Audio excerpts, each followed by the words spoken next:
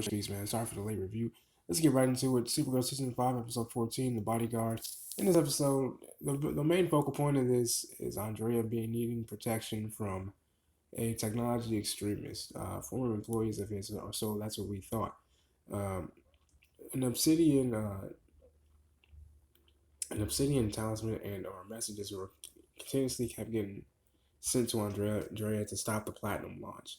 Obviously, Andrea refused. I mean, the first sign of this was when she got in the elevator, and all of a sudden, an anti-obsidian object was on the elevator with her, and all of a sudden, the elevator began to free fall. Supergirl shows up to save her, and then Lex Luthor convinces Kara to say, hey, she's gonna need a bodyguard because someone's clearly after her. Now, mind you, Lex has his own thing going on. Him and Lena, actually. Lena's still working on her Non Nocere project, and Lex says, hey, look, we got some prisoners over at this prison that we own. Why don't you test them for human trials? Lena does just that. Everything starts to really work really well. And then one of the inmates, who's very mild mannered, actually begins to have like a really bad, and he tells her, Lena, you may have fixed me, but you brought out the monster. Now, obviously, later on, Lena fixes this, and that way it works for him. But that was definitely a wake up call for her because Lena definitely wanted for this to work.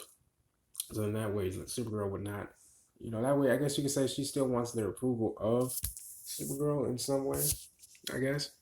But that was a really crazy moment. And also, William actually is there to guard Andrea as well. And also, I think it was actually really cool to see Kara and William finally have some time to themselves.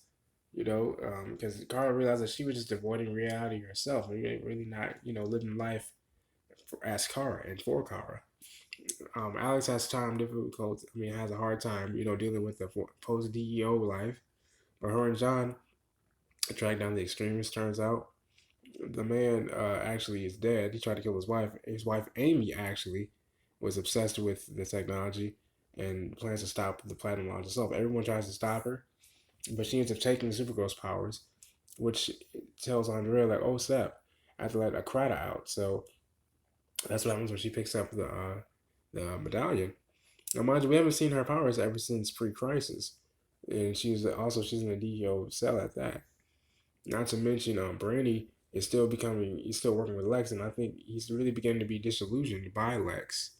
And he lies about what he finds and things of that nature because he's trying to use the Toymaster code against Leviathan, but it doesn't work with his physiology, so they had to find another way.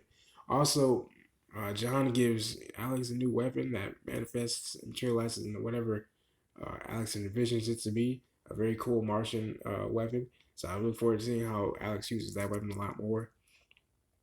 And this has been Watch History. So I hope you guys enjoyed tonight's review.